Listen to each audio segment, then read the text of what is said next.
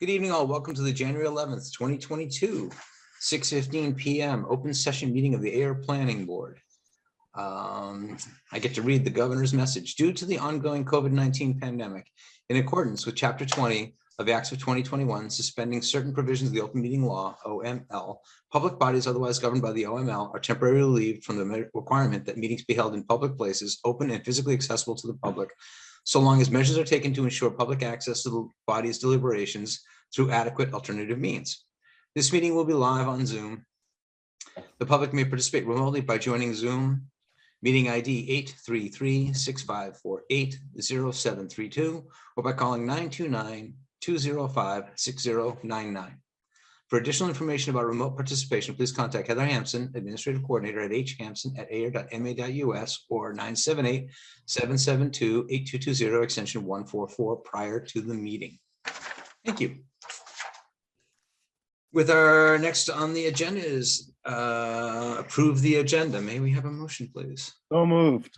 Thank you, Mr. Krantz. Do we have a second? Seconded. Thank you, Julie. Pro tip, you can hit the space bar and it'll let you talk and then you can let go. Ooh. Eventually we'll have this figured out. I've got the motion and a second. Any discussion on the agenda? Hearing none, we will go in order of the squares on the screen. Mr. Diskin, how do you vote? Aye. Ms. Murray, how do you vote? Yes. Mr. Krantz? Aye. And Mr. King just joined us. He's connecting by audio. So the chair is going to vote aye and explain to Mr. King what we're doing. Nathan, you're on mute. I'm sure Nathan could guess what we did. He didn't We hear do my this pro every tip. time we meet. Nathan, we just had a vote on approving the agenda with no changes. With that being said, next on our Nathan voted with a thumbs up. We'll accept that. Next is covenant and bond releases. We don't have any, or officially there are none for this evening. Next on the agenda is review and endorse the zoning map with the West Main Street form-based code district. This is going to be a discussion amongst the board, I think, because we got a couple things going on. Mark, you want to talk about what you got, and then we'll all Yes. talk about it too. Okay. Yep, I'm on my laptop, but I do have the zoning map available if you want me to screen share in a minute. I can bring it up also if that's faster for you. I have multiple screens. Okay, I'll bring it up now. Host disabled participant screen sharing. Hold on. Oh, what? Yep. Mark, I just turned it on. Oh, all right. Where is it? I have it, Mark, if you'd like. Yeah, it's not showing here again. Okay. But if you have There it. it goes. Great. Okay. The zoning map? No, that's your Zoom session. Mark, click on the other tab, the other open tab on your screen, please. There you go. Yep, got it. Good. Okay. So basically, we were waiting for the West Main Street form-based code district to be approved by the Attorney General's office before we distributed a slightly revised map. So this zoning map reflects what the planning board signed back, I believe, in 2019, just before this amendment. But right now it does include the form-based code for the West Main Street Village, which is over here. Where my cursor is actually right here. It's the tangerine color, I'm going to guess. Right. Yep. So this was circulated to the board, I believe, several weeks ago, maybe 2 or 3 weeks. And I also circulated it to staff, DPW, Charlie, Alan, and a few other people who looked it over. A few things were caught that were corrected. And those corrections were made, and the GIS manager over at MRPC printed out this map for us. So hopefully the board is agreeable to this map, and if so, it would be ready for endorsement and signature. So it's not something that we're approving is a new thing. by virtue of the Attorney General's approval of the West Main Street Form-Based Code District, the map can be updated by a simple vote of the planning board right now. Thank you. Does anybody have any comments? Yes. Mr. Diskin, do you have any comments? Actually, no, Mark, don't take this the wrong way, but it's been interesting what's happened. I don't know that you've been involved in these conversations, but Mr. Diskin, why don't you take it from the top? Okay, so first, Mark, it would be beneficial to point out that we added the 100-foot radius around the wellheads. Right, Which was not on the other map that we signed. yes, I was wondering what those flags were. If you scroll down, you can see it. It's on the legend, it's the bottom of the left-hand stack. See community groundwater Sure. well? And I think there's 7, 1, 2, 3, 4, 5, 2, 6 wells. Yep. Each flag is an individual well. They overlap each other on the map, but that's a thing of Right. scale.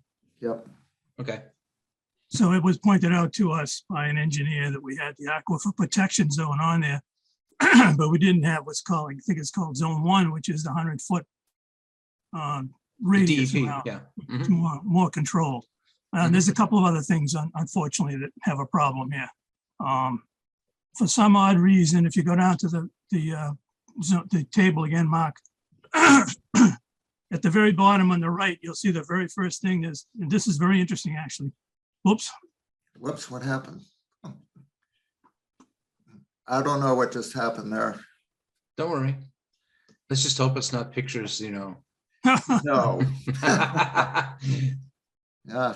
I don't know you what went just off the bottom happened. corner of your screen and Yeah, Windows- like, just hold click, on, just click on the web browser behind. There you Up, yeah, but now I I'll lost close- the map. I'll close the micro. there you go, right there. Up, there we There go. you All right, Okay, so in the lower right section, you'll see a very interesting zoning overlay district that we have is an adult entertainment enterprises district. Yep. Somehow that line, which was on the map we signed in 19, which and is It's missing. located on Bonham Road, Mhm. was eliminated. I don't know why that line was eliminated. Yep. So we have a problem there.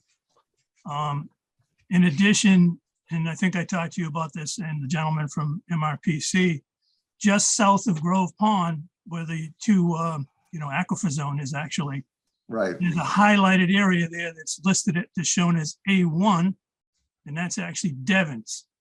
So that should be gray for Devon's, This is the light blue.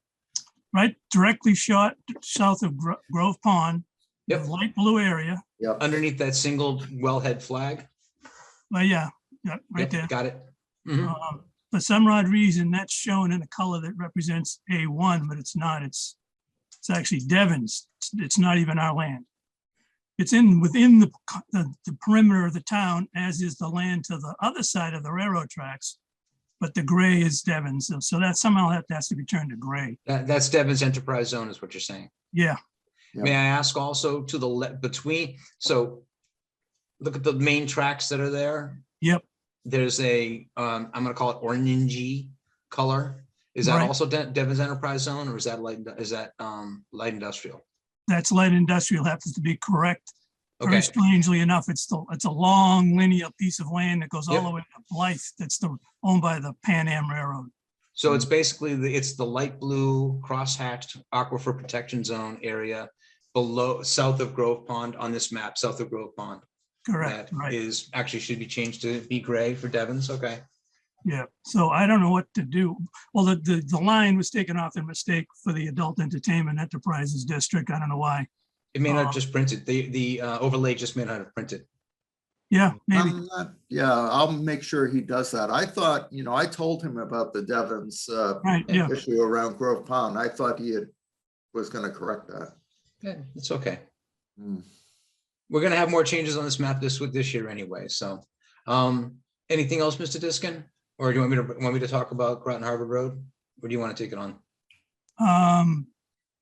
Yeah, I guess just as a general discussion, I'm kind of thinking that we should not endorse this for a while and, well, maybe we can endorse it and then go back to it over the winter and look at other little tiny areas that maybe we can tighten up. That's my only thought. Let me, if you don't mind, let me jump in quickly and give the other members Okay, a quick update. Hey, Mark, can you Yes. enlarge this map any at all? Yes. Yeah, Yep, and one more. There you go, perfect. Okay, right in the center of your screen where Groton Harbor Road and Central Avenue cross, if I can draw your attention to that, it would be just Oh, right west up of here? that's it, exactly, right there, Mark. Okay, just leave your cursor there, that's perfect. If you Yep. don't mind, please don't move it. If you take a look at there are two colors there we're gonna talk about, light blue and yellow.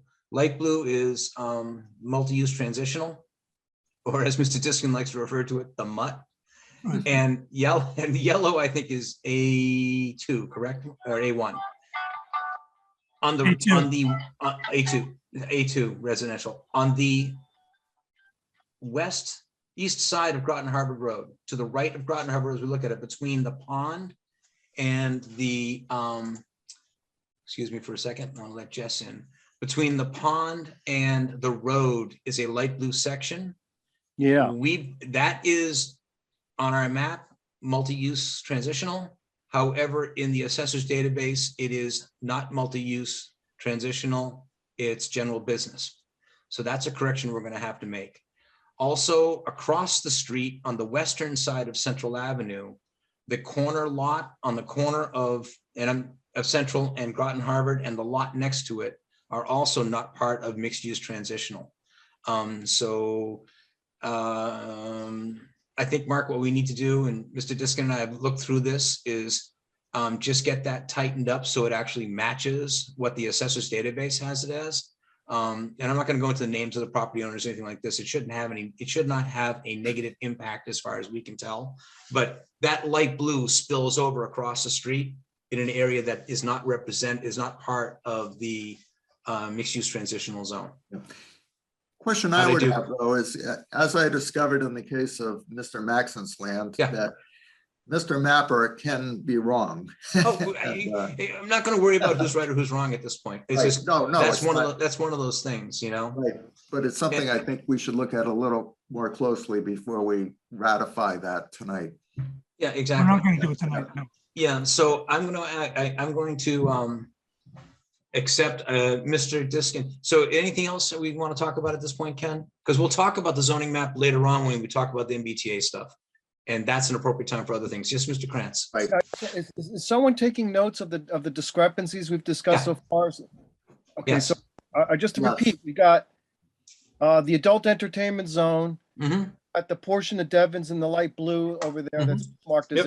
A2. We got that little space by Fletcher Pond, between Fletcher Pond and Groton Harvard Road. And then we have that fourth one you just raised a minute ago. Is Yep. that it? Just the four? Yes, and actually, here's something interesting. Fletcher's Pond is a name that most people in town who have been here less than a decade would not recognize. So I don't want to change the name to Flanagan's because that's I don't know what the name of the pond is. We'll do a little research on that and figure it out. Because though we call it Fletcher's Pond, I don't know what its real name is, and I don't even know how to ascertain that. But that's going to be a fifth piece for us. Because if you go to the zoning map and Jonathan, you say to somebody on the phone, look at Fletcher's Pond, and if they're from the town, they're not going to know it as Fletcher's. They know it as Flanagan's. It's a strange quirk. And I actually know Pine Meadow Pond as Erskine Pond, but that's the name of the family that used to own the land. So, and the Fletcher's Pond is a meadow that the Erskines used to own. So I've got those topics. I'll follow up with an email to Mark and the board about it, and we'll make sure we nail it down. Okay? Yep, Yeah, that's Mr. good. Chair. Yeah, Mr. Diskin, please. So I was going to make a slightly different recommendation. I guess my recommendation, that you can consider it or not, is we know that we want to sign a map that's current with the West Main Street, form-based code, or whatever we call it, village. And we know we can easily make the color change and put the line back on for the adult entertainment district. But other changes, I believe, we're going to have to go to town meeting for, because we can't just arbitrarily move the lines around. But these are already done through town meeting. So my recommendation is going to be, we do what we can now, sign the map, we can sign now, but then spend the next couple of meetings drilling down on the other changes and then bring it to a town meeting. Okay, now let me ask you, in your opinion, having the adult entertainment district not called out on this map, would that be a stop? It's just a mistake that fell off the map. It was on the one we signed in 19. Yeah, Well, I don't know why it fell off. We just. okay. Yep. So what's your recommendation? You want to make a motion? Make a motion that the planning board endorse the map as shown with the following changes, clarifying the addition of the line that belongs to show the adult entertainment enterprise district, and changing the color of the Devon's property south of Grove Pond to the appropriate gray that represents the Devon's property. Mhm. And also accepting the West Main Street Exactly. form-based code district. Okay. Yeah. Is that clear to everybody on the board? Any questions, I should say? Okay. I do, perfect. Mr. Chair. Yes, Mr. King. I don't, this will probably fall outside of what we're looking to approve tonight, but looking at West Main Street, right down from that is what's called on this map, MacArthur Avenue and Good Blood Drive and Kyle Avenue. Those aren't right. That's MacArthur is Jackson Road. Those are the same thing. So there are some errors. I think those are probably also in the category of waiting to town meeting. The names of roads? Well, Yeah, that I don't know. MacArthur would be in Devon's, but if it's incorrectly shown, we should correct it when we do the rest of the updates. I'm not that familiar with that area of the world. And to be honest with you, Mr. King, I don't know where to turn to get the answer.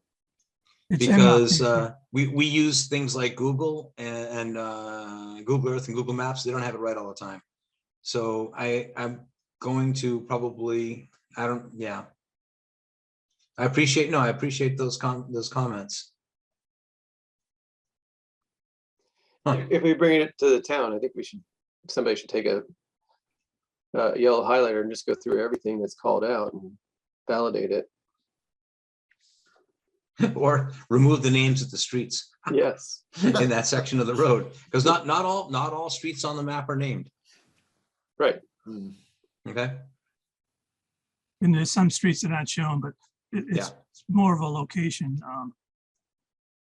But the important part about that one is it's within the Devon's area, but it's no question we should be checking it the next couple of months and get it straight. Okay. I'm gonna. Anybody want to jump in and check street names and figure it out with us, or? Let's talk about the end of the meeting, because we got a couple of work group things coming up that we're gonna have to talk about later on in the meeting. So is it okay with you, Mr. King, if we go forward, understanding that those roads may not be identified correctly this evening, and get the West Main Street form-based code Sure. approved? Yes. Thank you. Okay. So we have a motion to approve the map as it currently stands with the items Mr. Diskin spoke about. Seconded. Seconded by Mr. Krantz. Thank you very much. Any further discussion? Okay, by the Hollywood Squares method, Mr. Diskin, how do you vote? Aye. Mr. Krantz, how do you vote? Aye. Mr. King? Hi. Ms. Murray? Yes. And the chair votes aye. Thank you very much. And we'll figure out what's going to go on with that. Okay. Next on our list are the 3 items having to do with Stratton Hill. I'm going to ask a strategic procedural question of Mr. Archambault. Do you want to talk about what transpired between the proponent and the planning board by email and phone conversation, or do we have to open the hearing to do that? It might be good to open the hearing, Okay, open those 3 first, and then I'll provide the update. Mr. Krantz, would you please? Yes, I'd like to continue the public hearing for the definitive make a motion to continue the public hearing for the definitive subdivision, Wright Road, Stratton Hill. Do we have a second, please? Second. Thank you, Mr. King. Moved and seconded that we. It didn't work. It sorry? failed. Your space bar it's- trick failed. Okay, it's a semi-pro trick. Okay, so moved and seconded. Any further discussion? Mr. Krantz, how do you vote? Aye. Mr. King? Aye. Ms. Murray? Aye. Mr. Diskin? Aye. Chair votes aye. Mr. Krantz, please. I'd like to make a motion that we continue the public hearing for the stormwater management permit, Wright Road, Stratton Hill. Seconded. Thank you, Ms. Murray, for the second. Any further discussion? Mr. Krantz, how do you vote? Aye. Mr. King? Aye. Ms. Murray? Yes. Mr. Diskin? Yes. Chair votes aye. I'd like to make a motion that we continue the site plan review, air zoning bylaw, section 9.6, land clearing and grading, Wright Hill, Stratton Road. Well done. Would you accept it a friendly amendment as Wright Road, Stratton Hill? Yes, Wright Road, Stratton Hill. Thank you very much. Do you have a second, please? Seconded. Thank you, Ms. Murray. Mr. Krantz, how do you vote? Aye. Mr. King? Aye. Mr. Diskin? Yes. Ms. Murray? Yes. And chair votes aye. Okay, Mr. Archambault, why don't you catch us all up with what's been going Okay. on? I sent a letter to Attorney Bob Collins, who is the attorney for the applicants. Mark, Yes, hold on. Back up one more step. We received a request from you all saw this in your email. We received a request from Mr. Collins to extend to approval for March 31st. Or something like that. Yeah, or something along those lines. That was the reason for why Mark, go ahead. right, I That's just wanted right. in the public record what happened is we got a letter asking for an extension to March 31st. correct, to March 31st. Our And that communication. prompted a sort of a discussion between myself, Jeff, and Ken, stating that, you know, there was no indication about when they would be ready to submit their updated plans or even get us the traffic study that they've done. So based on our internal conversation, we decided that I would draft a letter to Attorney Collins requesting that they withdraw their definitive plan application without prejudice, enabling them to start over with a fresh set of plans and also with a fresh clock. And when I talked to Mr. Collins just a few days ago, I was pleasantly surprised that they were thinking along the same lines, actually. So I spoke to him most recently yesterday, and he told me that he would get the planning board a letter within a week, agreeing to withdraw the current applications without prejudice. And we also discussed process a little bit, and they may even follow the recommended procedure that we were trying to get them to do the first time, which is to submit a preliminary plan application first, followed by the definitive plan, since there are some issues that I think we can better resolve with a preliminary plan, and then they don't have to update the definitive again and again, as was the case. So what I have to report is we should be receiving that letter soon to withdraw without prejudice, but since we have not received it yet, I do not believe the planning board can act on that. So for now, I believe we have to continue the hearings until the next meeting, at which time the planning board can accept the letter from Attorney Collins, and then this will go away until we receive a new application. Should the letter should the letter be forthcoming? Yes, Mr. Yeah. Krantz, you looked like you had a question. Yes, through the chair to the town planner. I think that for the benefit of people who might be watching this video after the meeting to get information about Stratton Hill, we should just briefly explain what withdraw without prejudice means, what the consequences are for that. You feel up to it, Mr. Krantz? By all means, go ahead. I Okay, don't, that's Mark to do it. Yeah. please. Yeah, basically what it means is it's as if they have not submitted anything, that the planning board basically forgets everything that happened before. That plan goes away. It's like we never even looked at it. And we receive a new set of plans with fresh eyes. So there's no action to deny or approve the prior plan. So it just sort of goes away legally. And so they can start again with either a preliminary plan or a definitive plan. So basically, that's the effect of withdrawing without prejudice. It means basically that they've withdrawn and, the planning board starts anew. And just for further clarification, I just want to talk about time. How soon, after that withdrawal is made, is there a time period in which they must reapply, or they have to, or they don't? Or is there anything about time that we need to be aware of? Not that I'm aware of. That's a good legal question, but my understanding is there is no timeline associated with that.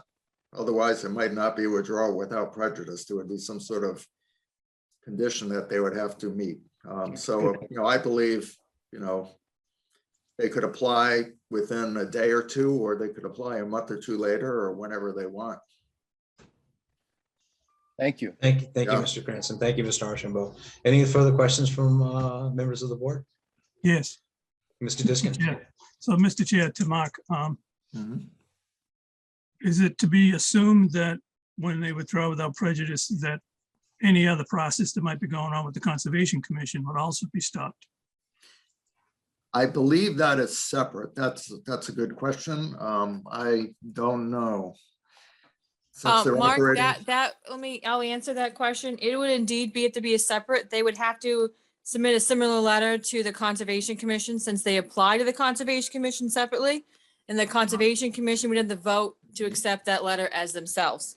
So this does not cover the Conservation Commission, only the planning board applications as listed in the letter that we will receive. So that letter must state all 3 items that they are withdrawing from. Mhm. Okay, so I didn't clarify my question, sorry. Yep. Thank you for the explanation, Heather. What I was not referring to anything that had been applied to the Conservation Commission. I was referring to the conservation analysis, which is part of the planning board procedures and not a conservation procedure. Yeah, I will make inquiries about that. Because all this is happening very quickly, and I know they were starting, the Conservation Commission is in the process of hiring a consultant for peer review.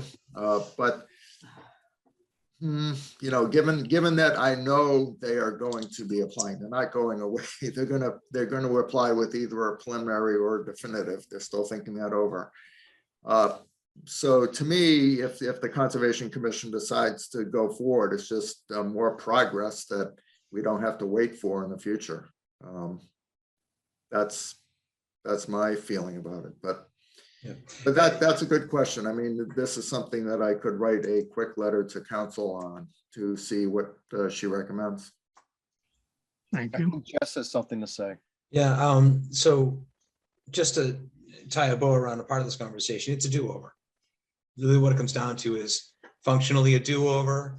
In Mr. Diskin's golfing days, they have a name for it called a mulligan. Okay, you just get it. I think there's a lot to be said for having it happen. It takes away the fatigue of the people who live in the neighborhood. It also, I mean, quite honestly, we asked questions in July when they're first with us. It's now January. We haven't received information. Don't know if they misjudged what the board was going to ask for, if they misjudged the situation. But I wanted to just make sure that, going week to week to week without anything going on puts us in the same situation we were with Washington Street. It's fatiguing, and why bother?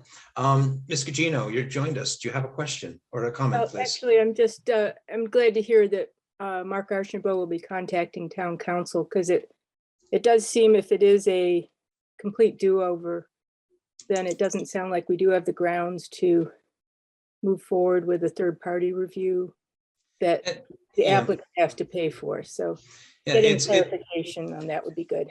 It's interesting as we define the process. OSR, Planning Board and Conservation Commission are married during the OSRD process.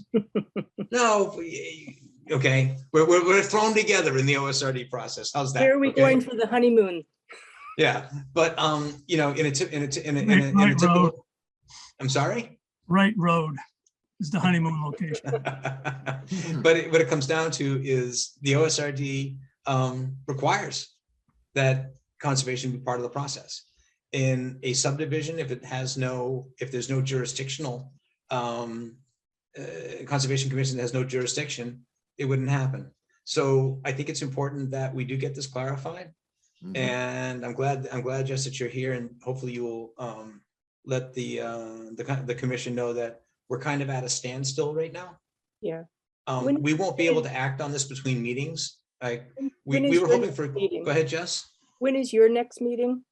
2 weeks from today, the 25th, Okay, and which I think is, yeah. our next meeting's the 27th, so, but I'll make sure everybody knows ahead of time. Okay, thanks. And so, you know, I'm encouraged to hear from Mr. Diskin today, from Mr. Archambault, that Mr. Collins is willing to look at a do-over. It just makes more sense. You know, I'd like us to get a plan that has the proper information needed to do all, we all got stuff to do. We just don't know where to do it yet. So I think this is great. Anything else we need to discuss about the project up on Stratton Hill? Motions to continue, Mr. Krantz? Yes, Mark, what do I motion to continue to? The next meeting or March? No, to the next meeting. Okay, Since hopefully at that next meeting, these will go away, but I believe to cover us, we should continue these for the next meeting. agreed. I make a Yes. motion that we continue the public hearing for the definitive subdivision, Wright Road, Stratton Hill, to our next scheduled meeting. Seconded. Thank you for the second, Ms. Murray. Thank you for the motion, Mr. Krantz. Mr. Krantz, how do you vote? Oh, Aye. Henry. Oh, I'm sorry. Wait, discussion. Oh, I'm sorry. I didn't ask. Do you have any discussion, please? Yes. I'd like to put us, the planning board, on record. I'm going to make a recommendation, but strictly my own idea. So I'd like to emphasize to Mr. Archambault, who could emphasize to the applicant, that the planning board is prepared to vote no at the next meeting if we do not receive a quick response to his oral presentation, that he'll give us a withdrawal without prejudice. I don't want to see this keep going on to more meetings just because we have an oral commitment. If, to the- yes, if I may translate that, we will move and vote no on the application at the next meeting should they not submit a letter. Is that what you're asking for, Mr. Diskin? I'm asking for the planning board to consider that. I can't speak for everybody, obviously. I appreciate you bringing that up, because I know in individual conversations with some of you, we've had this conversation. So, Mark, go ahead, Julie. Do you mind? I guess I would add that the frustration as a resident of the neighborhood, people are asking me, I'm getting asked every time, am I supposed to be at the meeting tonight? Like, people are very confused as residents. I know we kind of said this, but I guess I should verbalize the phone calls I'm getting. We're losing some credibility as far as our transparency and what we share with people, because I mean, again, I had 2 calls today of, should I be at tonight's meeting? I'm like, no, I don't think so. But like, so I'm with what Ken is asking us to say, or I would vote that way, Ken. Thank you. I would add that, as the chair said about fatigue, you know, at least at Washington Street, that was just us. With this issue, it's fatiguing to the whole community, and that's not fair. Agreed. And though I won't ask for a straw vote right now, I have a feeling that a decision to deny would probably be successful. And Mr. Archambault, you can probably relay that to the proponent in your conversations. Fair enough? Yep. Thank you. Mr. Diskin, does that make you, does that meet your needs? Yeah, well, it's not my needs. I'm trying to voice the needs of the community. Well, I'm sorry, does that meet your intent? Yes, it meets my intent Thank to you. emphasize the urgency of the matter, which has gone on for too many months at this point in Yeah. time. And I will also, what Ms. Murray said about neighbors and townsfolk contacting board members, it resonates very strongly with me, because a day doesn't go by when there's not a question. And I think everybody will benefit from this being put down for a period of time until an application is complete enough to be acted upon by both the planning board and the other boards and commissions who need to be involved. So I'd like to if make that, yes, final- please. one final comment on the issue of withdrawing without prejudice. I'd like to emphasize that the applicant understood that they came into the process a little bit out of step, and when they were informed by the planner and by the conservation agent at the time, or the conservation administrator, that the process consisted of a preliminary plan first, a conservation analysis, and a work through before they submitted the definitive plans.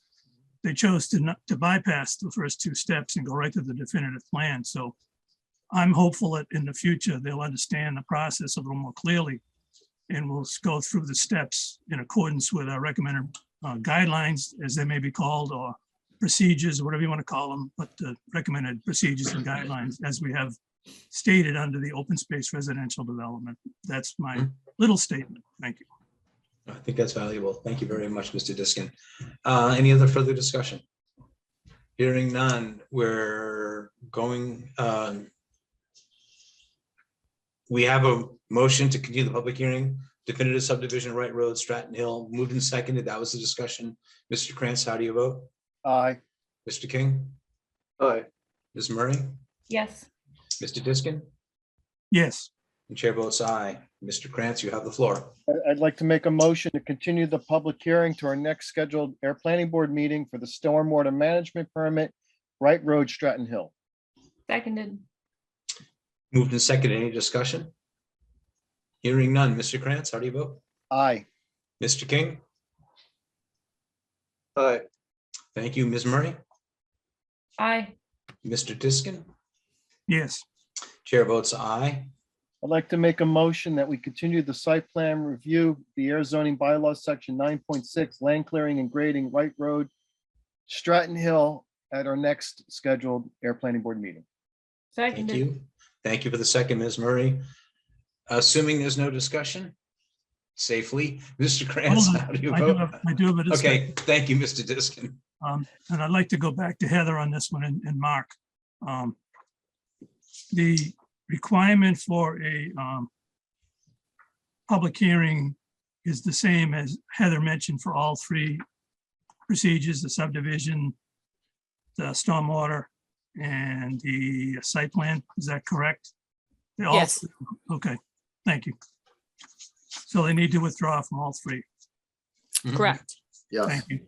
Okay, Yes, okay, Mr. Krantz, how do you vote? Aye. Mr. DeKing? Aye. Ms. Murray? Yes. Mr. Diskin? aye. Chair votes aye. You can't watch my eyes, Nathan, because you don't know what I'm looking at. I'm actually looking at you when I'm looking over there. Not the way it's set up on my screen. Okay, great. Next on our agenda is the town planner update. Okay, speaking of OSRD, Jonathan and Ken especially might remember that back in the early part of 2021, we had a working group to develop OSRD regulations and design guidelines. And we got to a certain point and things got very busy with the planning board and other projects. So that was put aside for a little while, but in the last few weeks, I've had a chance to work on them again. And they're, I believe, just about ready to bring back to the little subcommittee that we had, the little working group. So I'd like to maybe have a meeting next week of the working group that we had before, which is Jonathan, Ken, Dan Van Schalkwyk. Joanne was on there, but we could have somebody from the Conservation Commission. And we'll tighten those up and then hopefully they'll be ready to be submitted to the planning board for discussion at the next meeting. And we can, look to adopt those hopefully, early in 2022 here. And those are So basically regulations. what these regulations would do is just clarify some of the gray areas that are in the bylaw, Mhm. have a few more standards for things like common driveways and flag lots or, workshop lots. the configuration of open space, that sort of thing. So, Okay. yeah, I was able to make progress over this little, holiday break. So I'd like to bring that back to the group. Thank I you. love it. Thank you. Yeah. And as soon as we nail something down, some smart alecky engineer is going to figure out a new way around it. Right. Okay, great. Do you have anything Yep. else in your announcements at this point? That's it. I mean, when we get to the topic of the MBTA Yeah. commuter zoning, I have a few things to say there, but Okay. for now, that's it. Fantastic. I was going to say, Ms. Gugino just left the meeting. Just a quick, I don't know if you all are aware of the fact that Ms. Christoph has left the position of conservation administrator. And the town had, in the last Conservation Commission meeting, has agreed to post an open position for what they're going to call the conservation director here in town. Just want to make sure everybody's in the know about that one. We can talk about that at a later time. Go ahead. We have meeting minutes now for November 23rd and December 14th. I'd like to make a motion that we approve the meeting minutes for November 23rd, 2021, as I amended and submitted today. Second, Moved and seconded. Ms. Murray, you're shaking your head. Space bar didn't work again. The space bar. Okay, so moving to second, any discussion on the minutes? Hearing none. You've all moved again when somebody left. So Mr. Krantz, you're still first. How do you vote? Aye. Thank you, Mr. King. Aye. Ms. Murray, Yes. Mr. Diskin. aye. The chair votes aye to accept the meetings of November 23rd. Mr. Krantz. Yes, I'd like to make a motion that we accept the meeting minutes for December 14th, 2021, as I amended and submitted today. Seconded. Moved and seconded by Ms. Murray. Thank you very much. Any further discussion? Mr. Krantz, how do you vote? Aye. Mr. King, Aye. Ms. Murray, Yes. Mr. Diskin, Yes, and the chair votes aye. Thank you very much. Brings us to our administrative announcements, old and new business sections. I've got a couple things under old business. Anybody else have anything under old business they want to talk about? yes, Mr. Chair. Please, Mr. Diskin. Well, you can go if you want. I'm just gonna have to beg forgiveness from the board. The short-term rental regulations, I've done no work on at all. Thank you. So I'm begging forgiveness on that one. Another one under old, and Mr. Archambault can bring us up to speed on this, but the light industrial zoning correction, we received a comment from K&P Law yesterday or today, suggesting that we actually take it to town meeting. The 120,000 square foot versus 20,000 square foot is not an acceptable typo to fix in the eyes of KP Law. If I read it correctly, it needs to go to town meeting. So we may end up bundling that in a town meeting at the end of the year with some other stuff we're going to talk about in a little bit. I have a question. Yeah, go ahead. For Mark, is there another authority we can ask about that? Meaning someone at the state who controls the regulations and so forth, zoning boards. I could look to do that. I question whether we can ask MRPC, someone like that, or someone above.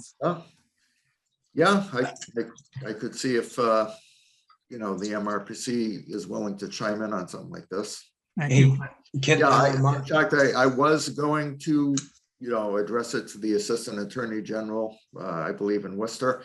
But town administration asked me to send it to town council, so I did as told, but if we'd like a second opinion, so to speak, I can certainly clarify the intent of that with the administration and look for that. Yeah. I'm going to step in here and make an offer because I have to reach out to Mr. Eden about something unrelated to planning board business. I want to say thank you to him for coming and speaking to us before the holiday. I thought that was really valuable, but I also have one of my other passions. The circles are intersecting a little bit, and I was going to reach out to Mr. Eden. So maybe, Mark, if it's okay with you, maybe I can ask him. Yes. That gives definitely. me two errands to take care of at the same time. Okay, Yep. so that sounds I'll good. I'll do my best to get in touch with Mr. Eaton in the next few days. Okay. That way we won't both be trying to reach him. Right. Yep. He's a busy guy. Okay, great. Mr. Diskin, you had something else, I believe? Yes, so through the chair to Mark again. Mhm. Okay, so on November 23rd, you sent a letter that we discussed to town council. And that letter was regarding a question that I brought up under the as of right OSRD, whether multifamily housing was allowed. So we have a conflict in the way we read the zoning bylaw, where under OSRD, it says we allow all housing types. But then when you go to the different districts, and you know what the answer is, Mark, we go to the district map, the district Mhm. table, and in the district table, there's an N next to a multifamily. So this is a problem that I think we have in the difference between the two. I'm hopeful that in OSRD, we can in fact, allow multiple different kinds of housing styles and types, including multifamily. But as far as I know, Mr. Chair, we have not got a response. No, we have not as of yet on that question. Um, And thanks for the reminder, because when we received the email from town council regarding the light industrial, I thought that was the question. So, Oh, okay. but I will make sure that she looks at because I did send that prior question to her Yeah. of the OSRD and have not received a reply yet. Yeah. Thanks. So I will remind her of that. Okay. Anything else, Mr. Diskin? That's what I have under old Okay. business. The other thing I have right now, and I don't want to dig into it. We took a moment and talked about it before at the last meeting, and that was townwide project update. We've been doing it kind of ad hoc along the way. There is a lot going on, and I'm hoping that we can do a quick update on what's been happening, not this evening, but maybe Mark, we can talk about it between now and the next meeting, figure out a way to discuss, because I mean, there's a lot going on. Central Ave is moving forward. And I want to, all of us do things in the background, and Ms. Murray has been very, very instrumental in keeping the folks in Central Ave in communication with each other. She's been getting a fair amount of not just phone calls from her neighbors, but phone calls from people who associate her with the planning board and the project and the work that's been going on down there. And if anything, what we're discovering is just probably a lack of communication amongst certain towns, town employees and the local neighbors. And it's getting cleared up. But so there's that. But just, we got a lot going on. Mr. Diskin could talk about it if he wanted to, what's going on at Panther Place. That place seems to change daily.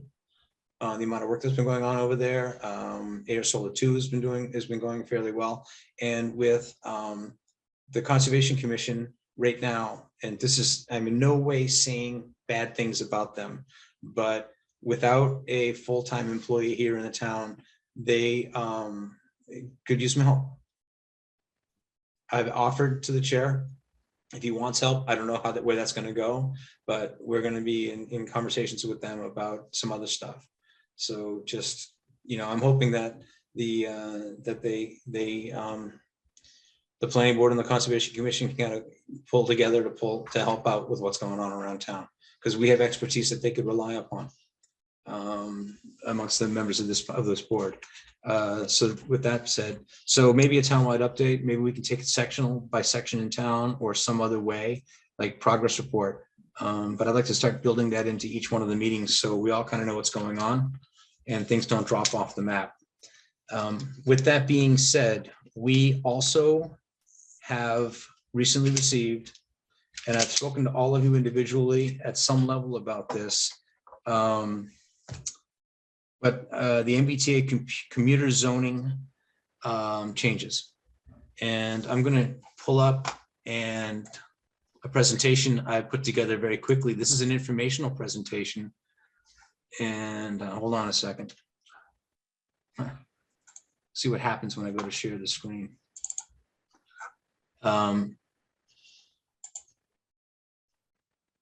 Did the slideshow come up, guys? Yes. Yes. Okay, great. It now popped up on my screen. So what we received from the Commonwealth of Massachusetts is a change to Mass General Law, Chapter 40A. We always say 40B. Chapter 40 of the Mass General Law is the zoning, if you will. So Section 3A of the Mass General Law, Chapter 40A, the Commonwealth of Massachusetts has put together a request of the communities who are MBTA community zoning changes.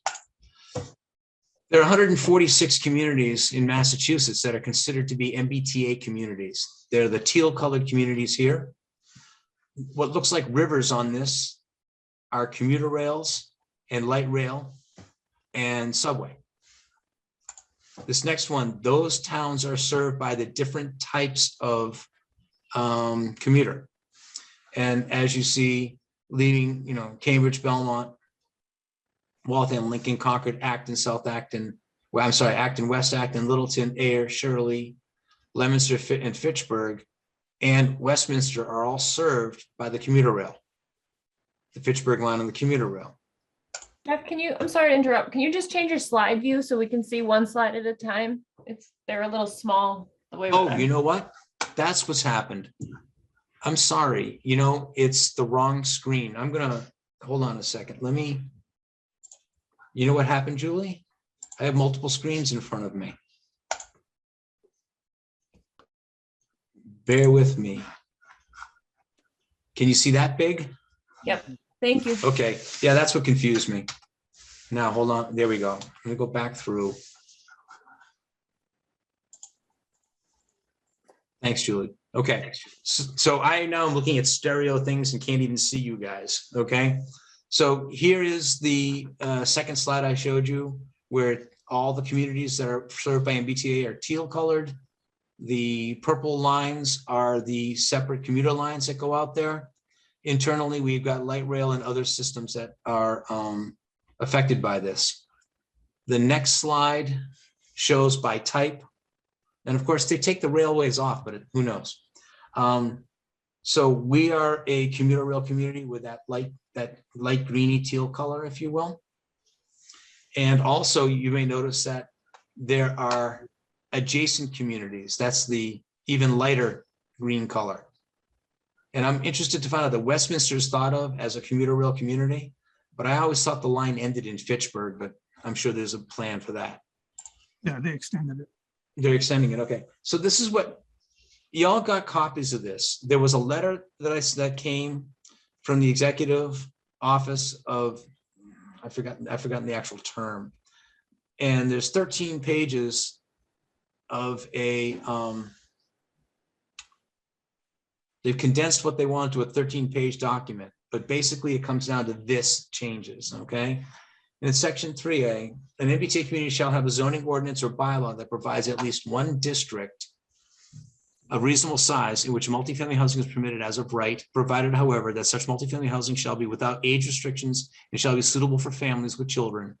For the purposes of this section, a district of reasonable size shall, 1, have a minimum gross density of 15 units per acre, subject to any further limitations imposed by Section 40 of Chapter 131 and Title 5 of the State Environmental Code established pursuant to Section 13 of Chapter 21A, and 2, be located not more than 0.5 miles from a commuter rail station, subway station, ferry terminal, or bus station, if applicable. B, an MBTA community that fails to comply with the section shall not be eligible for funds from 1, the Housing Choice Initiative as described by the governor in a message to the general court dated December 11th, 2017. 2, the local capital projects fund established in section 2EEE of chapter 29, or 3, the MassWorks infrastructure program established in section 63 of chapter 23A. And C, the department in consultation with the Massachusetts Bay Transportation Authority and the Massachusetts Department of Transportation shall promulgate guidelines to determine if an MBTA community is in compliance with this section. Those are 3 incredibly densely packed statements. It's going to take most of a year for section 3A1 to be unpacked. Mr. Chair, Yeah, go ahead. I just want to make a comment. I just saw one of those complexities. If you could go back to the previous screen. Sure. For the purposes of this section, a district of reasonable size shall, and let me skip one and then go right to two, shall Yeah. be located not more than 0.5 miles from a commuter, et cetera. Yeah. At first, I thought you put a pin at the train station and you draw a radius of a half a mile. That However, would be that, what what's in it front of you says. there, yeah, It's not what it says. It says that's the right. district, not all the homes in the district has No. to be a half mile. So that changes the way we think about the geography here, or we need a clarification on what the intent is. Yep. So hold on to that. That's a phenomenal thought. And let me show you some other work that we've done. And this isn't all my work. Okay. This is Mr. Diskin did this with the GIS mapper. That is effectively a pin dropped in the train station Right. with a half-mile radius. Right. And that's how I would start too. Right. But that's not how I read it. Right. Okay. Now, Mr. Diskin then took the same thing and overlaid it on our zoning map. Okay. And so that's another thing. And then finally, I've got some questions like what you said. And this is just the beginning of the list that I started putting together because I read it differently. And Mr. Diskin and I have had a couple conversations about this, and we've discovered we've read the same words differently. But determine zoning distance effective by the new zoning requirements within a half mile of the 0.5 miles of the commuter rail station. I asked the question, is that a district that is within 0.05 of the commuter rail station, or the area of a district that's within 0.5 miles of the commuter rail station? Because quite honestly, if we look at our zoning map, general residence, A1 and A2, and multi-use transitional are all districts that span much larger portions of this town than what are within a half mile of the district. So the clarification I need there is it the houses, I'm going to go back to the slide, is it the houses, excuse me, inside this radius in, here, or if you think about it, just A2 is yellow or A1 is yellow. Yep. That district goes all the way out to Sandy Pond. Right. So that's one clarification question. And one of the reasons why I want to talk about this tonight and the expediency was there is tomorrow at noon or 1 o'clock, the Commonwealth is having a webinar, and I know Mark's going to it, and I believe Mr. Diskin's going to it also, where they're going to ask these questions. Excuse me, I have a frog in my throat. So that's a very good question, right? And then second one is determine if you read through the 13 pages, and everyone's going to get a different read on everything there. And as I read it, we're not compliant anywhere. But I don't know how I don't know how density math needs to be done, number one, and number two, the wording is it has to be an appreciable size of town or an acceptable size of town. What does that mean? Yeah. Are there metrics? We don't know what the metrics are. Okay. So I started thinking about this. I looked at our use table. I looked at our zoning districts and possible steps need to be taken. We have to assess the square area of each of our contiguous areas that are affected. Now, is that inside the half mile, or is it all of the areas that fall inside that half mile radius? I don't know the answer. Assess applicability of metrics promulgated in compliance guidelines. In other words, how do we determine 15 units per acre? There's multiple ways. And actually, Mr. Diskin and I were doing this on the phone when I was driving out to Western Massachusetts today, and we applied the same math and came up with different numbers. Determine if any actions need to be taken. And if so, we need to put a timeline together because we have to get this done. The request from the Commonwealth is this be done by the end of this year, or we have a plan to be in compliance in their hands and approved by the end of this year. I don't know that it's a lot to do. And there's a couple more slides. There's another slide that I added to this today. Mr. Minoyan went off and did work also. And he read it that a total of 50 acres needs to be compliant. So he came up with a solution That includes 50 acres, the Right. downtown form base and general residence Grove Pond neighborhood. So his reading of it was even different than the ones we just talked about. I don't know that his reading is more or less correct than my reading, which may or may not be more or less correct than Mr. Diskin's reading of it. So I have a feeling we have a situation with the Commonwealth of Massachusetts where they've thought this through, but it may not have been tested by the population around them. Yep. Okay, so I'll stop sharing the screen just so, oh, by the way, I thought this was good. I didn't want to write out all of Office of Community Development, so I've decided to refer to them as OCD analysis. Yeah, I thought I'd get a chuckle out of you guys. I could get a chuckle out of you guys at this time of day. So really what it comes down to is this: we've got a task in front of us. Hey, Mark, was that helpful to find out where we all are? And we're all in different places when it comes down to what we're supposed to do? Yes, and I look forward to the webinar tomorrow. I hope that some of these questions will be answered. There's also, there's And a I'm sure Mark, you form. have some, yeah. Yeah, I was going to say that if you look at the handout, actually, there was a handout that KP Law put out on this. I didn't get a chance Town to read has to that submit yet, a yeah. form to the MBTA by May 2nd, not describing how we're gonna, address this completely, but just something to let them know that we're in progress. And if I look on the back of this, it says by March 31st of next year, commuter rail communities must obtain approval from DHCD on an action plan for how to address this. So to me, that sounds like we have to have a plan of action by then, not necessarily have resolved all of the issues. But that's a question that I have for the webinar people. Yeah, and I think that's a reasonable question. By the way, I had yesterday scheduled. This webinar is at 1 o'clock tomorrow. Mhm. Yeah, I think it's 1 or Yeah. 1:30. If it's not too late, I may be a fly on the wall there too. I was scheduled to be on site somewhere tomorrow, but they called and canceled this afternoon, and I haven't had a chance to rearrange this. I think we're rearranging tomorrow a little bit, but anyway. So the reason I bring it to people's attention is when the Commonwealth of Massachusetts sends something out to the towns, first thing I look for is when does it have to be done by, and KP's numbers are different than mine. I actually thought we had to have a plan in place by the end of the year. Working from that, if we don't take this to town meeting, if we need to take something to town meeting, we got to do it in the fall.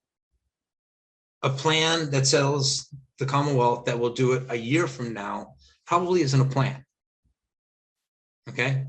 I don't know what we would lose in the way of funding. Those three funds.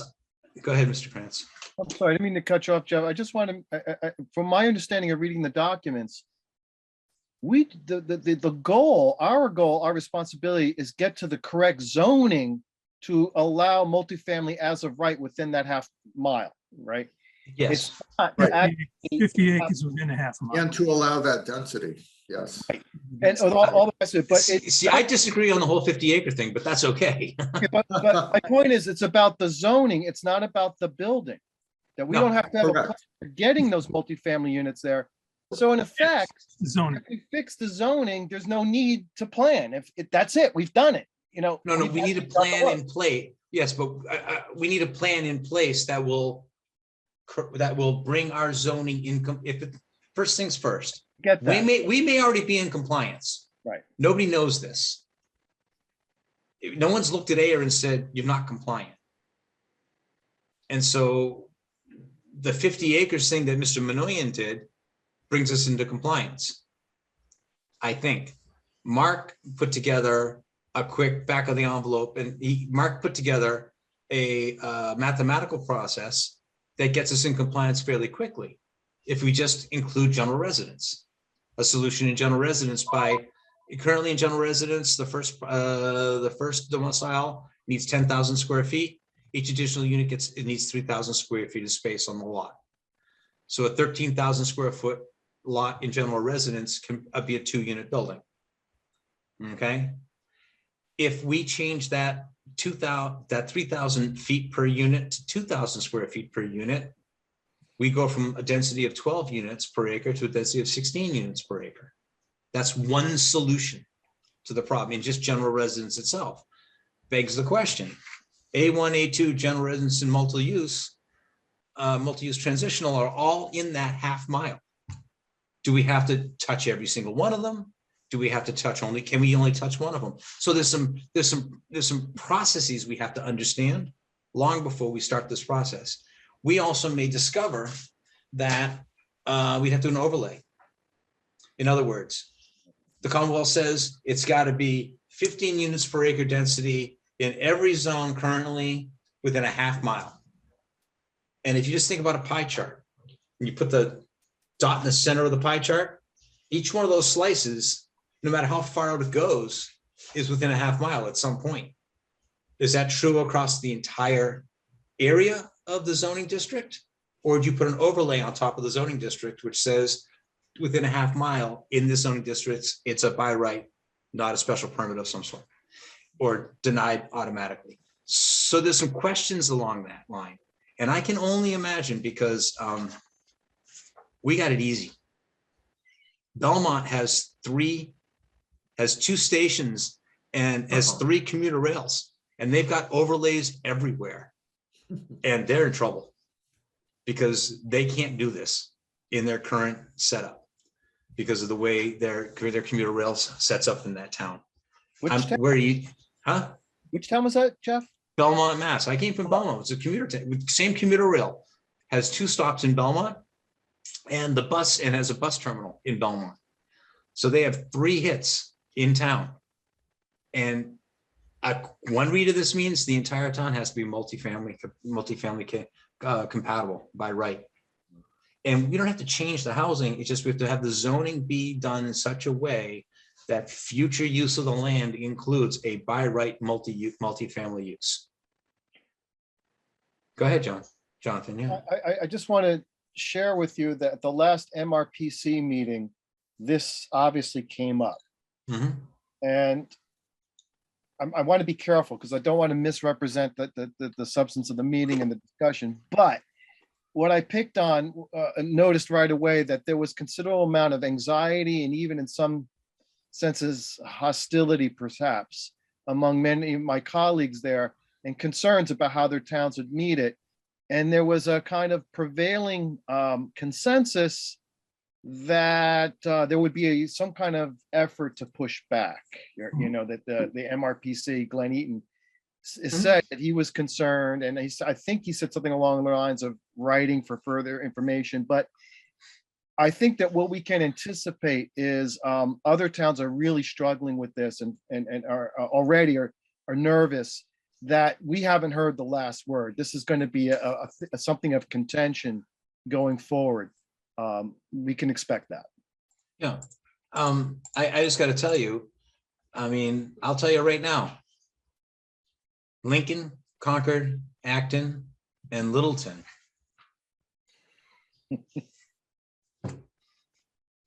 Cambridge is okay. Belmont, they're not okay. Arlington's fine. They're a bordering community. Mr. Disk and I were talking about it. Ayer has a train station in it. We got Harvard and Groton. They're served by this train station. So it's not within a half mile of their borders, Right. but it has an impact on them. What's happening, and actually, to be honest with you, I am in support of what this is doing, quite honestly. I am. It is going to make more. It's to my mind, it's a better use of the limited housing area we have to work with. That's all I'm going to say. Agreed. Okay. So anyway, and it's just, there's so many questions to ask. We're busy enough as it is. We got a lot going on. And I see this as being a very contentious piece. Oh, yeah. I don't see it. This is going to be something that we're going to have to do a lot of education on before it goes to town meeting. because all we need is a group of people at town meetings saying, we don't like it, don't do it. Okay, and one of the questions I think, Mark, I sent to you, and I don't expect an answer by now, but it's probably not a bad idea to talk to the folks who do finance in this town to find out what funds we get. Do we get funding of any major sort from these actual funds? We've got them all. Every single one of those things we've got grants from. Yeah, All right. exactly. There are communities that don't get grants at all, or So- don't need them. Road improvements are under that, that last grant that they talk about, this Mass Works grants. We've got all. Is that chapter 90? I didn't know if that was chapter 90 funds or That's not. Mass Works. It's the grant they got to do a study on Park Street. It's the grant that's building Okay. West Main Street. Yeah. We've got all those grants. So- I'll make a comment when you're done. No, please go ahead. I mean, it's like I'm learning a new fascinating language. I want to talk about it, but go ahead, Mr. Diskin. Okay, so I believe that the town of Ayer has been the most progressive town recently with our zoning changes. And I do not anticipate that this will be something that is difficult for us to overcome. That's just my own feeling. We are in compliant already with the downtown in Park Street form-based code district. That complies already. So that Mhm. piece of number, whatever that square is already compliant. So what Alan, I think, was trying to point out in his sketch was that the requirement is a minimum of 50 acres. So they have a reasonable, they put a statement in there, then he defines the reasonable size as 50 acres. And the 50 acres is not that big of a big chunk of land, really. Mhm. So in the long run, it looks like we'll be taking a close look at, 50 acres of land that are close to the rail station that makes some kind of sense as an area where we would emphasize the importance of more multifamily housing. And, that's kind of it, take a Yeah. close look. But in general, we've overcome, other zoning changes, and I don't think we'll have much trouble figuring this one out. When I first heard about it, actually was quite a while ago when at CHAPA, the other, the team that talks about affordable housing. So they were on this early in the year. And they're a big supporter of it because their goal is for more multifamily homes. And it came along with a package of changes that also talked about zoning changes. And I'd like to ask Mark through the chairman one more time to get us the complete package of those zoning changes that happened, with this being one of them.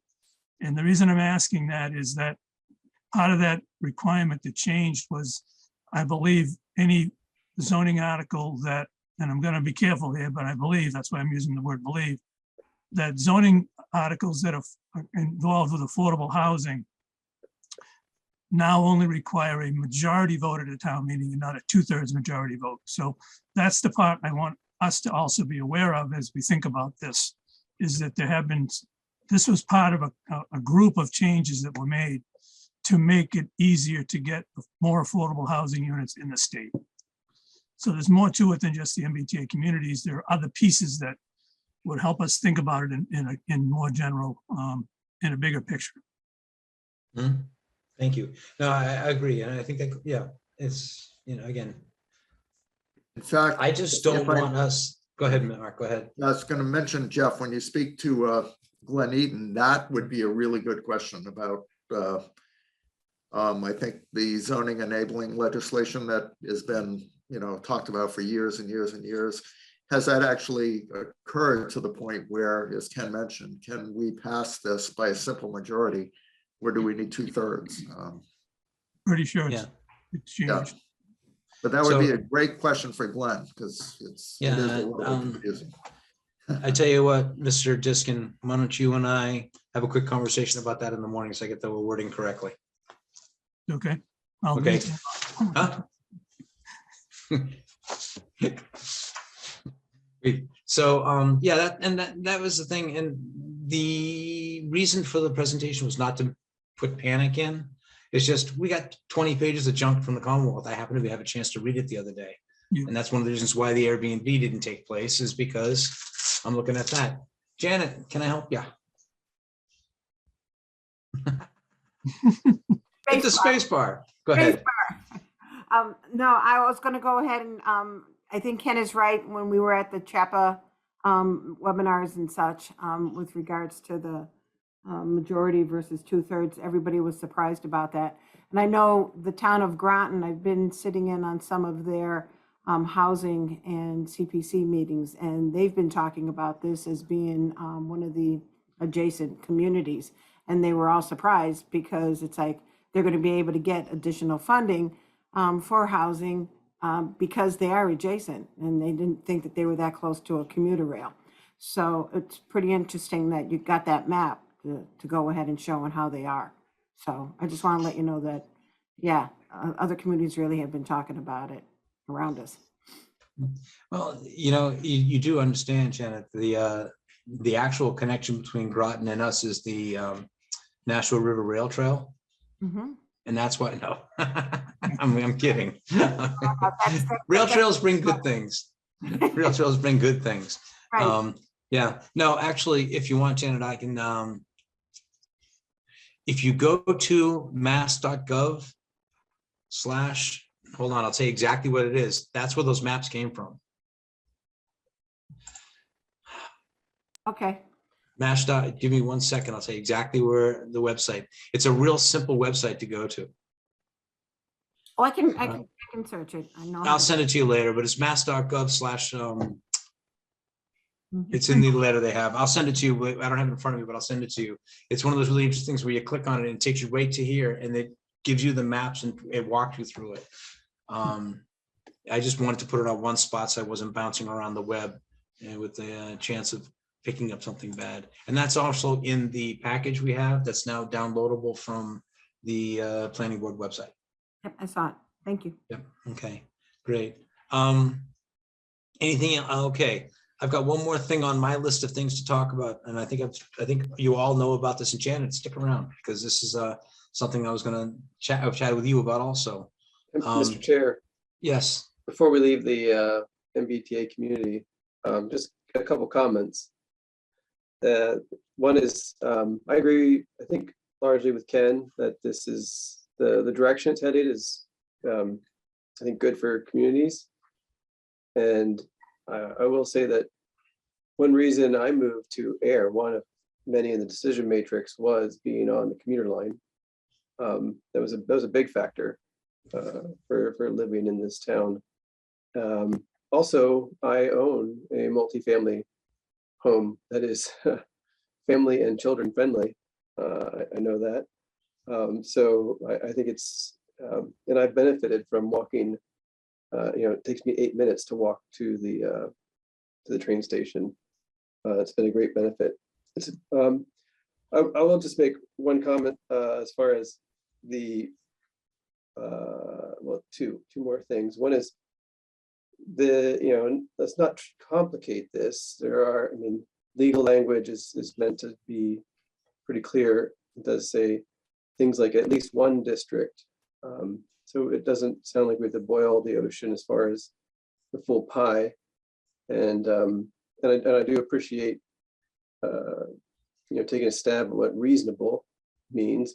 But I think that leaves, I don't think reasonable is probably in there intentionally without a number to leave some interpretation given different towns' size. So I think that two things that are really specific is dates, right? When do we have to be compliant? And it sounds like there's steps and probably even more than a year out from from having to be compliant. And then not again, just reiterate, not to make it too complex. I think that would help when it comes to the town meeting to have just, what is the minimum that we have to do to comply, and let's help that guide a simpler conversation once we get to the town meeting. And then lastly, just more at a philosophical level. Again, I agree with the gist, but I think one thing that communities, states do is a disservice to look at public transportation as just that's predominantly for the for the middle to lower to working class. I'll say that I think the European transportation systems do quite well because they offer transportation to the public spectrum. And so I think that that we should, it's not, it's way above us here at the town level, but I would encourage people to shape public transportation to serve the entire public, and that I think what that does is drive some nicer services, premium services that have more opportunity for revenue to balance out the services for the lower income side of demographic. So I would, again, I agree broadly, but I wouldn't say get wrapped exclusively around looking at the lower income, because then you just have a highly, you end up with a highly subsidized situation. So so I look forward to where we go with this. I'm glad we have lots of support through the MRPC and Jonathan's involvement there. So we'll continue. It's interesting, and I do want to talk to you, Jonathan, about the offline about the MRPC response to this, Yes, because I would encourage you to call me tomorrow, please. yeah, before you- I will at some point before you talk if you don't mind. Thank you. Yeah, because I've lived my entire life in Middlesex County, Southern Middlesex County. And Southern Middlesex County out here is a very different place than Southern Middlesex County on the Cambridge-Waltham border. It's a very, very, very different place. And I would argue, and it's interesting to hear you talk about the commuter rail. My wife is a professional, very, very high respected in her field. We moved here because of the commuter rail. Seriously, it's like living outside of New York City and traveling in from one of the extensions of the rail system down there. It allows you to live in a fantastic place and not have to drive constantly. So, okay. Well, thank you. Any other further comments on this one? And by the way, this is going to become a working group, guys. We're not going to let Ken carry the whole thing, okay? No, I'm not gonna- I'd like to make one more comment where, and Janet is there, Yeah. so she probably appreciate this, but this is a little bit different angle than Nathan might have taken, but all of our angles are pretty much going to line up. We have in place in town an inclusionary housing requirement. And I mentioned to Jeff as we discussed this offline, or maybe Jonathan. The inclusionary housing section of our zoning bylaw requires that, if you build 5 multifamily units, then the 6th one has to fall into the state regulated requirement for affordable housing. It has to be deed restricted and so forth. It's big A affordable. Yes, big A. When we put this multifamily provision in place, and which is already in place, as I said, in the the downtown Park Street form-based code area, as we expand that, we in essence create more opportunities for affordable housing, because if a developer comes along and wants to build in that zone, so I want to, somewhere along the line, I want to emphasize the fact that we're not just putting in an option for people to build expensive condos, multifamily condos near the train station. We're thinking in terms of multifamily housing as being an incentive for more affordable housing, as well as different type of housing, which would be either a condominium on a flat or a townhouse style, whatever you want, whichever it might be. So just keep in mind, our board has to think in terms of the fact that we have in place the inclusionary zoning. And maybe this is a way, that we can wrap it all together and get more opportunities for the inclusionary housing provision to be actually functional and work, is what I'm getting at. So that's going to be my part of my angle on it. Mr. Krantz? I'll make this brief. We may also have to take a serious look at our parking requirements as well. I mean, if we're right, I mean, just the obvious reasons. I'll just leave it at that. And Okay. we'll get to the working. Too many cans of worms for one night, huh, Mr. Prince? Exactly. Okay, with that being, well, thank you. And I encourage, if you guys have thoughts about it, by all means, pick up the phone, give a call, because there's a lot to be chewed through on this one. It has a lot of, and even the economist in me looks at it from a standpoint that our needs for housing across the entire spectrum of affordability have changed dramatically. And that is following on to the way our economy has been going. Our service-based economy has been stretched thin in the last 36 months. Mm. And I wonder if there's going to be our efforts to bring in affordable housing are to answer a need, a perceived need that's never been fulfilled in 50 years. Is that group even going to be there, given what's going on in our general economy? But that's a philosophical question for later. The last thing I wanted to talk about was an open space opportunities working group. And Janet, you're part of you. As we discussed informally recently, it came up because of the property on Groton Harbor Road that may be available, and the town's got CPC funds.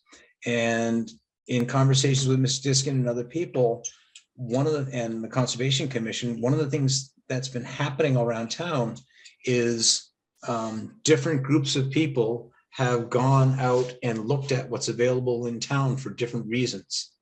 And we have an open space an open space and recreation plan that exists. The Conservation Commission has gone out and identified all the property they'd like to own here in town for different reasons. Affordable has gone out and looked at what's available, given different criteria. And I'm not as whatchamacallit with that group. I'm not as well spoken about that group. But with the CPC being there and funding being there and the mechanism now being there for the town, we just went through an experience where two pieces of property became available. One very small chunk of land over on Snake Hill Road, the 3,800 square feet. Town had first right of refusal on it because it kids land coming out of 61A. And the 9 acres or so on the backside of the hill at Groton Harbor Road, up near High Street, up in the High Street area, has become available. And one of the, I'm part of this group where the critique falls upon is we've all the different groups, there are different groups in town who have done a lot of work around identifying land that could be attractive to the town for different reasons. What we don't have is a way of triaging when something becomes available to us. What are the criteria? Janet, you're doing yeoman's duty going from board to board to board to try and, and talk about it. Okay. And how many times do people look at you like, what are you talking about? Some groups knew about it. Some groups didn't know about it. That's okay. But how would it be if we had a working group? So when an opportunity like this pops up, it goes through a triage. Similar to, I keep thinking of MASH, the helicopter lands, they look at the person in the pod, they figure out what to do with the person. Who does it have to go to? What has to happen? And I'm wondering if it would be beneficial for the town to have that set up, because conservation has they've identified what they want. The master plan through the open space and recreation, we've identified those things. Affordable housing has a real need for property in this town, and recreation has a real need for property in this town. So how big does the group get, and who should be involved in the group? Mark runs the land use committee here in town. To me, some cross section of that might be the way to do it. And I'm not saying we got to meet 15 times. Literally, I think it's sit down with identified people for 1 or 2 or maybe 3 meetings and come up with a triage process. If a piece of property or a portion of it becomes available, is it on somebody's list? Yes or no? What are the current avenues to fund and purchase that? You know, one of the things, Janet, we talked about the properties up on the top of Groton Harbor Road. And that's a phenomenal thing. But to spend that kind of money in a town like this takes at least one town meeting cycle, Oh, at least. at least. Mhm. Okay. Also, we recently saw, and this is kind of related, but not exactly, and Mr. Diskin can help me with this. And I didn't pull the article together for tonight, but in Groton in 2005, was it, Ken, the Sarandon Farms was purchased by the town? Well, fine, they bought it in 6, but Yeah, in probably- 2006. And the town of Groton took a loan for like $16 million it to was purchase many, General's. many groups got together. Yeah, they had a consortium, brought it together, and they purchased General Meadows and a bunch of other stuff that, I don't know about you guys, but I'm there once a month in the summertime. I love that area. I ride through it at least once a month with my cycling group. That's part of our gravel. Goes down James Brook. It's gorgeous. Okay, it's some of the most difficult gravel within 50 miles of Boston, and it's short enough so you get rewarded.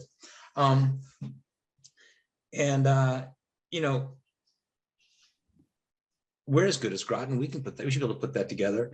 But I think, Janet, if we had a process by which we could identify this, and along the same ways, figure out who might be the people necessary to reach out to. Say we wanted to buy that piece of property over near Sandy Pond. You know, Mhm. how do we do it?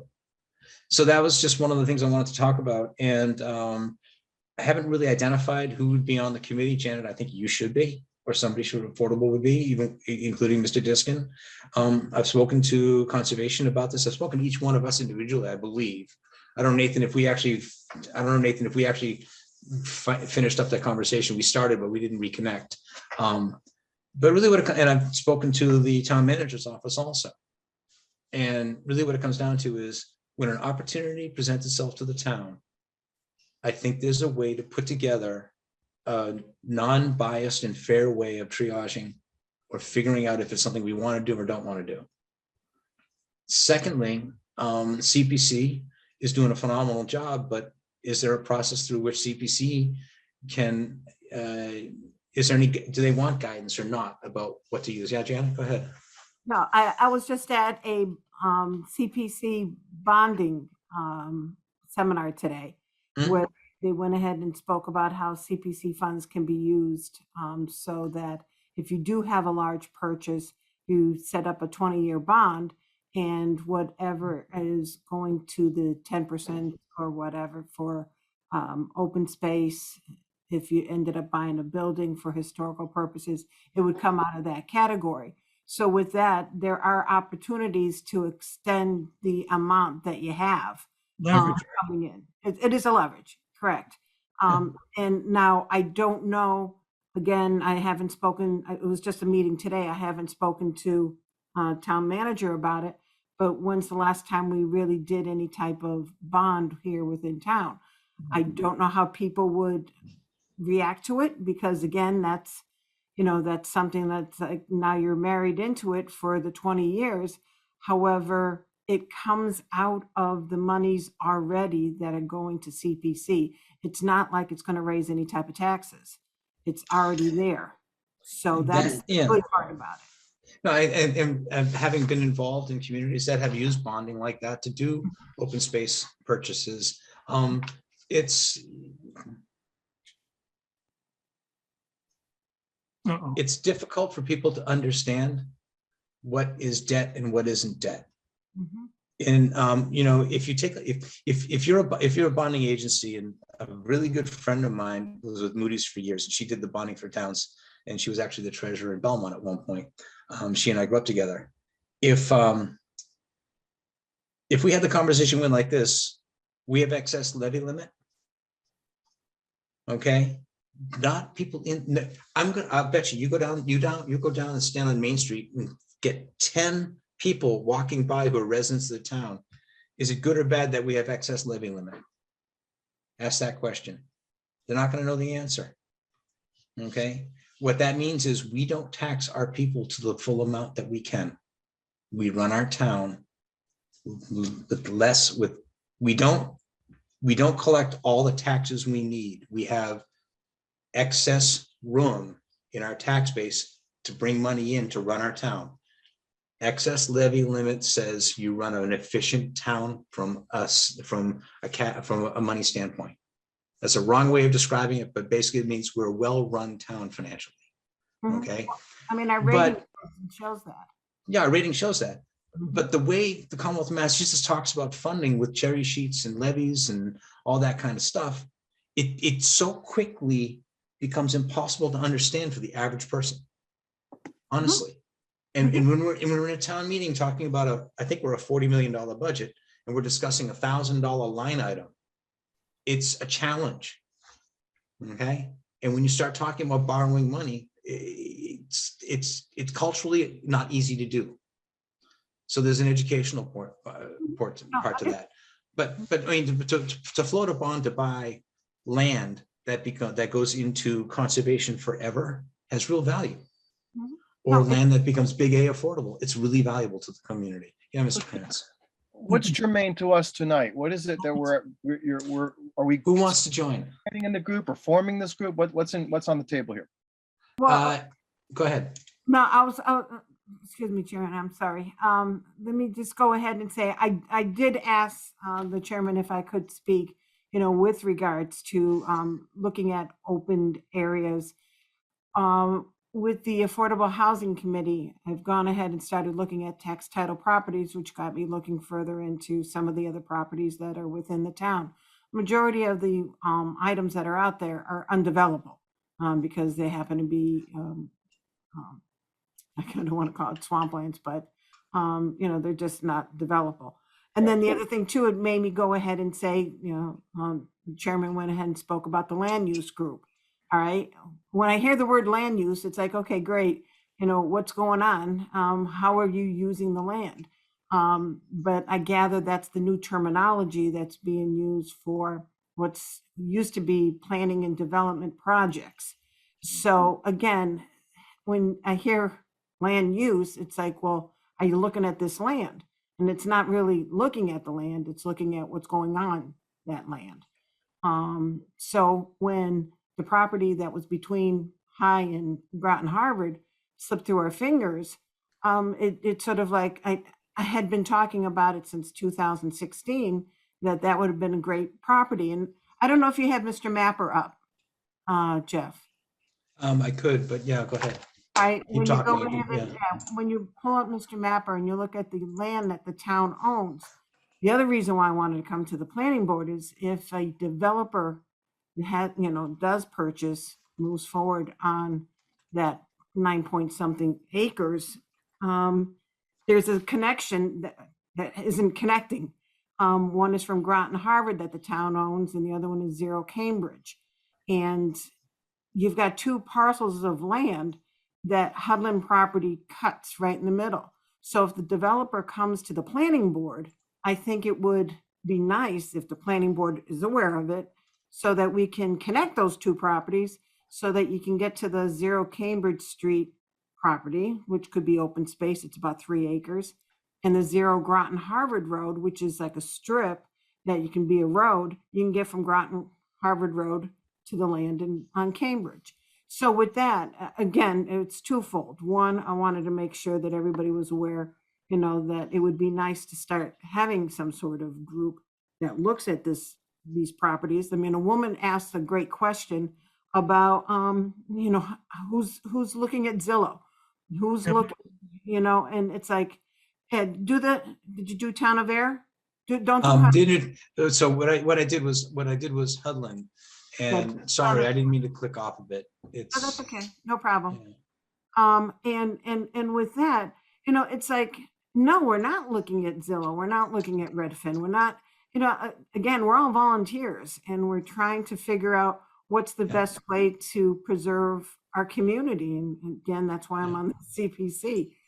So with that, yeah. Good. Well, I think that's what you were talking about, this sliver right here. Okay, is that being shared, guys, with you? Yeah, we're seeing it. Seeing how Yeah. that sliver Yeah, gets intersected by, again, that's the Hudlin property that is right above it. yeah, And so if Hudlin property is getting developed, they got to come to you. And it would be nice if there was some sort of either easement or if we could purchase that little section that can connect. Because I believe the little, Yeah. the other little part, I'm trying to remember who owns that. I think that's the Volunteer of America. VOA property, yeah, it's right here. That's the think- VOA of America. All right, the move down one. Yeah, Jeff. Jeff, yeah, if you can move down towards, not that one, the one to the left of it. This It's guy not- here, yeah, Yeah, that guy. yes, that's also Hudlin property. So Okay. what I'm gonna do, I'm gonna change, let me go back to change the selection criteria to be Hudlin. Okay, and then I'll zoom back in on it. Yeah, exactly. And this, I believe, is the piece of property for the person who joined your meeting the other night. Correct. Okay, No, she joined conservation's meeting. yeah, conservation's meeting the other night. That's right. That's correct. I go to too many meetings, I have a feeling. Yeah, so, but, and Janet, I'm gonna unshare the screen if it's okay with you, so I can see you guys. This is the reason why I think putting together a, call it what you want, I called it, open space opportunities, land use. Mark uses, so Mark convened after he got here, what's called the Land Use Committee. And it's public safety, office community development, Mark's office, building, and other groups who are, and conservation who are involved in, when a project happens in town, the developer or the proponent has to touch all these different departments. So when they put the land use together, it was done so that they get together once every couple of weeks and discuss what's going on in town. So the left hand knows what the right hand is doing. Okay, and DPW is part of it and stuff like that, which made a lot of sense. Now, what is becoming apparent to us, and this was accelerated by the pandemic and the amount of development we've seen going on, is that there are I don't want to call it, I'm going to call it islands of need in the town. Okay, we've got affordable, we've got conservation, we've got recreation, we've got other islands of need, and these pieces of property that pop up. Quite honestly, I see everything that comes on the market every single day in town. And in the last 2 days, in the last week, 36 Cambridge Street, we did an A&R for it back in July. Mr. Tiskin reminded me of, I was working and I was away that month. And there's a Washington. 36 Washington Street, yes, 36 Washington Street, which is the section of 38 Washington Street that we carved off for an A&R. And it came up in MLS as a $750,000 single family home. Yeah. That's 10,000 square foot lot. Pingree Hill, one of the most recent purchases in Pingree Hill that has on it Tesla power walls and all kinds of stuff, is now, it just came on the market for about $80,000 less than that. It's a 1 acre lot.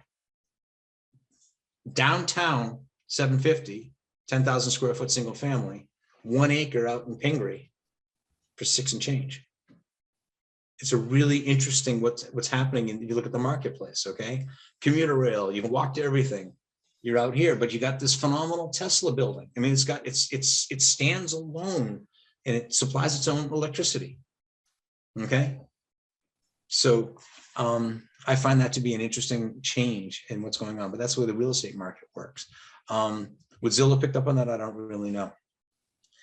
But this is the reason behind Janet putting together the people in the room with a reasonable update time, so that when something pops up, it circulates very, very quickly. And the people who need to know find out. Yeah. Because, and quite honestly, I think it's important. I think it's something that we do. I have an informal, I don't have my email in front of me, but I've got an informal group of people as nominees to the working group. Okay. And the reason I want to call it a working group is that we need to sit down and get some work done. We don't have to have minutes, we don't have to have hearings and stuff like that, but put it together and then come up with a plan, present it to the town manager's office, see if it's okay with them, and figure out what the next steps are going to be. And since Janet, you're only on 5 or 6 committees right now. and we only meet 4 nights a week. You should be able to take this over, right? Well, we'll talk about it afterwards because I know that I want to bring it up to we've got a joint meeting of the Housing Trust and the Housing Committee, the Affordable Housing Committee tomorrow. So I was going to bring it up to them as well. And with that, yes, I really think that it should be a multifaceted group that has individuals from different committees on there. So it would be nice to see who you have on your list. But again, I think it's more of you need to have people watching and reacting, but again, you have to get the approval from town manager, so. Yeah. And I think it'll be fairly easy for the town manager to say, this is great, go for it. Mhm. And obviously I have affordable on there. I've got planning. Does planning need to be on there or not? I don't know. We got no, I mean, I think, but Yeah. I think planning, I would, affordable, planning, conservation. Ken, help me. Do you remember who else I named? in the You basically email? named everybody in the town, so. Yeah, but you said to me, everyone's on the same committee. Oh, CPC needs to be on there. So maybe the first one is, do we have the right people in the room? And what is the right, what is the correct agenda that we go for? Mhm. Okay, Can I make a recommendation, Jeff, to get this please to do. finish up? Yeah, I think Janet and you ought to go together to the town manager and to the assistant manager. At that Okay. point in time, have them make a recommendation who should be on the committee and keep it to 5 or 6 people Mhm. are engaged. And it could be professionals in town hall or members of other volunteer groups, but my recommendation is you keep, that size, not, then you start with from the top and see what they say and work your way down. No, and I agree with you. And I think, I mean, what to me is critical is making sure we've got open space and conservation represented on it also. Yeah. So that might be it, open space. Janet, if you wear the hat of affordable and CPC, I wear the hat of planning board. Yep. Conservation and open space might be a single person. We'll figure it out. But I like that, Ken. That's really what I was looking for, and sending the email to Ken, and I think I copied Mark on it, was what's the next step for this? So that we have something in hand, so that when an opportunity avails itself, we can look at it through the lens of, should this be something we should be considering or not? Okay, so Okay. let's try to meet up with the town, manager or the assistant town manager. And Yeah, you got a few minutes after this meeting? You want to talk and we come up with the time? sure, Okay, you want to call me? I'll call you. Okay, thank you. I'll call you Jeff. Oh, Call me anything but late for dinner, okay? that's right. I like it. Thank you very much, everybody. No, thank you, Jen. Thank you for your patience. Well, I appreciate Okay. all the work you guys do, so thank you. Yep. Anything else on anybody's mind from the board for this evening? I think No, we've just I'll chewed through mention everything one- I've got. Huh? I'll mention one thing on the open space that gets forgotten when I've talked to folks about this is continue to remind people that when a developer comes into town to do a project, that we get 50% of the land at minimum in the OSRD. On the which is OSRD, exactly. our, subdivision regulations at this point in time. And that only a waiver gets them out of the 650-foot rule if they have to build a cul-de-sac, unless they have a connection of some sort. So we still have a lot of control on Mhm. our ability to get open space from parcels that come onto the market. And those parcels have to be conservation restricted under the OSRD. So we already have in place the most restrictive regulation just about that you can get to guarantee the town has a chance of getting 50% of all the land that's left or more if it goes into a subdivision. If it goes into an open space residential. OSRD requirement is the standard subdivision requirement. They have to get do something completely different and get us to agree to it if they don't do an OSRD, which we won't agree to. I don't Exactly. blame it. At this point. We pretty much have a handle on the developers coming in. Okay, one last thing I wanted to talk about, because somebody asked me about this today. I sent out the information around rock removal and a rock removal bylaw. Has anybody had a chance to spend any time thinking about that?